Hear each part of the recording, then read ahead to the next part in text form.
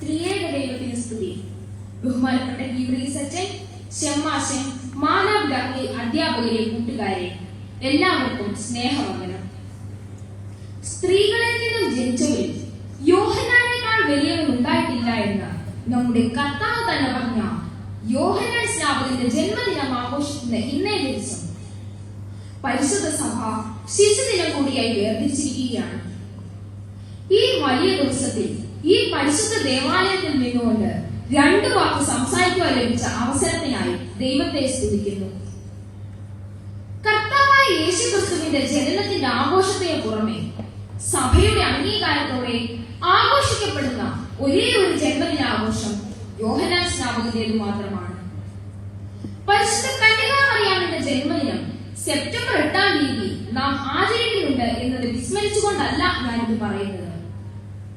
എന്നാൽ യോഹന്നാന്റെ ജനനത്തോടനുബന്ധിച്ച് നടന്ന സംഭവ പരമ്പരകൾ യോഹന്നാന്റെ ജനനത്തെ മറ്റെല്ലാ ജനനത്തെക്കാളും വ്യത്യസ്തമാക്കുന്നു. പ്രഥമമായ കാര്യം, യോഹന്നാന്റെ ജനനത്തെ കുറിച്ച് ഗബ്രിയേൽ മാലാഖ സക്കറിയ പുരോഹിതനെ മുൻകൂട്ടി അറിയിക്കുന്നു എന്നതാണ്. പ്രായപരിധിയിൽ എത്തിക്കഴിഞ്ഞ ദമ്പതികൾക്കാണ് യോഹന്നാൻ എന്ന ശിശു ജനിക്കുന്നത്. ജന്മത്തിന് മുൻപ് തന്നെ യോഹന്നാൻ എന്ന ശിശു ദൈവത്താൽ തിരഞ്ഞെടുക്കപ്പെടുകയാണ്.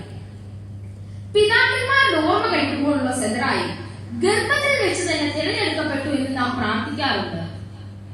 എന്നാൽ ഇവിടെ ഈ ഗർഭധാരണത്തെ കുറിച്ച് പിതാവിനെ മുൻകൂട്ടി അറിയിക്കുകയാണ്. ഇത് ദൈവത്താൽ നിയോഗിക്കപ്പെട്ട ഗർഭധാരണം എന്നത് വ്യക്തം. ജനിക്കുവാൻ പോകുന്ന ശിശുവിനെ കുറിച്ച് ഒരു പ്രസംഗം തന്നെ നടത്തിയിട്ടാണ് ദൂതൻ മടങ്ങുന്നത്. രണ്ടാമതായി, ഈ വാർത്തയുടെ അപ്രായോഗികതയെ കുറിച്ച് സംശയിച്ച സക്കറിയ പുരോഹിതന് തന്റെ സംസാര ശേഷി നഷ്ടപ്പെടുന്ന ഒരു അത്ഭുതം സംഭവിച്ചു. ദൂതന്റെ വാക്ക് വിശ്വസിക്കാതിരുന്നത് കൊണ്ടാണ് ഇത് സംഭവിച്ചതെന്ന് ദൂതൻ പറഞ്ഞുവെങ്കിലും വളരെ പ്രാധാന്യം അർഹിക്കുന്ന ഒരു സംഭവമാണിത്. പുരോഹിതന്റെ ഈ മൗനമാണ് അവൻ മന്ദിരത്തിനകത്ത് ഒരു ദർശനം കണ്ടുവെന്ന് ജനത്തെ കൊണ്ട് പറയിച്ചത്. ജനത്തിന് ഇത് മനസ്സിലാക്കുവാൻ ഈ അടയാളം അത്യാവശ്യമായിരുന്നു. മൂന്നാമത്തെ അത്ഭുതം ഇതുമായി ബന്ധപ്പെട്ട് തന്നെയാണ്. യോഹന്നാൻ ജനിക്കുകയും ശിശുവിന്റെ പേര് ദൂതന്റെ നിർദ്ദേശം അനുസരിച്ച് യോഹന്നാൻ എന്ന് എഴുതുകയും ചെയ്തപ്പോൾ അവന്റെ വായിൽ നാവുന്നു. ശിശുവിന്റെ ജനനത്തിൽ നടന്ന ഈ അത്ഭുതം കണ്ടിട്ട് അവിടെ ഉണ്ടായ മാറ്റം വിശുദ്ധ ലൂക്കോസ് എവങ്കേലിയോസ് വിവരിക്കുന്നുണ്ട്. ചുറ്റും പാർക്കുന്നവർക്കെല്ലാം ഭയമുണ്ടായി. യഹൂദ്യ മലനാട്ടിൽ നിന്നും ഈ വാർത്ത പറഞ്ഞു. ഈ പൈതൽ എന്താകുമെന്ന് അവർ പറഞ്ഞു. സക്കറിയ പുരോഹിതന് ലഭിച്ച നാവിക ബന്ധനം ഒരു വലിയ അനുഗ്രഹമായി പരിണമിച്ചു. നാലാമത്തെ പ്രത്യേകതയായി എടുത്തു പറയേണ്ടത്, യോഹന്നാൻ എന്ന പുത്രന്റെ നാമകരണം കഴിഞ്ഞപ്പോൾ ആ പിതാവ് പരിശുദ്ധാത്മാവ് കൊണ്ട് നിറഞ്ഞു എന്നതാണ്.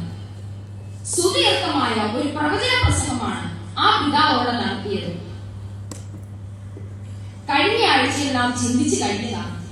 എങ്കിലും ക്രിസ്തുവിനെ ഉദരത്തിൽ വഹിച്ച കന്യകാമറിയാമിനെ കണ്ട് തന്റെ മാതാവിന്റെ ഉദരത്തിൽ കിടന്ന് തുള്ളിയ യോഹന്നാൻ സ്നാപകനെ ഒന്ന് സ്മരിക്കാതിരിക്കുവാൻ ഇന്നത്തെ ദിവസവും നമുക്ക് സാധ്യമല്ല.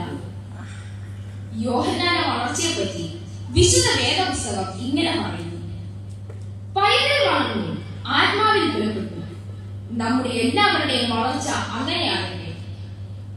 യോഹന്നാന്റെ പ്രസംഗം ഉൾക്കൊണ്ട് മാനസാന്തരത്തിന് യോഗ്യമായ ഫലം കായ്ക്കുവാൻ ദൈവത്തിന്റെ ആത്മാവ് നമ്മെ വഴി നടത്തട്ടെ. എല്ലാവർക്കും നന്ദി.